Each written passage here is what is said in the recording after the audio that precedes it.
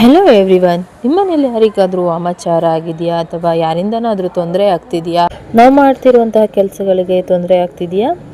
ಹಾಗಿದ್ರೆ ಬನ್ನಿ, ಎಲ್ಲದಕ್ಕೂ ಪರಿಹಾರನೂ ಇದ್ದೇ ಇರುತ್ತೆ.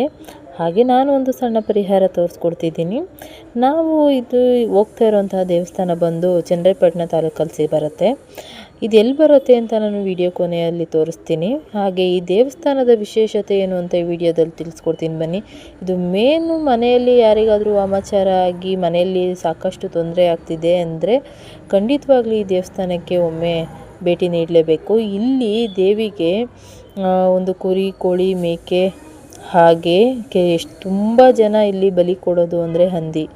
ಯಾಕಂದರೆ ವಾಮಾಚಾರದ ಒಂದು ನಿವಾರಣೆ ಆಗಬೇಕು ಅಂದರೆ ಈ ರೀತಿ ಮಾಡಲೇಬೇಕಾಗತ್ತೆ. ಈ ದೇವಸ್ಥಾನದ ಹೆಸರು ಬಂದು ಮೆಳಿಯಮ್ಮನ ಆದಿಶಕ್ತಿ, ಶ್ರೀ ಆದಿಶಕ್ತಿ ಮೆಳಿಯಮ್ಮನ ದೇವಸ್ಥಾನ ಇಲ್ಲೇ ಇದೆ ನೋಡಿ.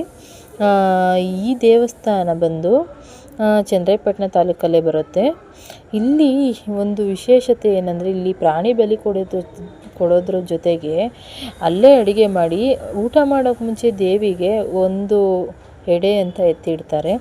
ಹಾಗೆ ತಡೆ ಹೊಡಿತಾರೆ. ಈ ತಡೆ ಹೊಡಿಯೋದು ಯಾಕಂದರೆ ನಮ್ಮಲ್ಲಿರುವಂತಹ ತೊಂದರೆಗಳಾಗಲಿ ವಾಮಾಚಾರದ ಒಂದು ಶಕ್ತಿ ಹೋಗಿಸೋಕ್ಕೋಸ್ಕರ ನಮ್ಮ ಹೆಸರು ಹಾಗೆ ನಮಗೆ ಯಾವ್ಯಾವ ರೀತಿ ತೊಂದರೆ ಆಗ್ತಿದೆ ಅಂತ ಆ ತಡೆಯಲ್ಲಿ ಬರೀತಾರೆ.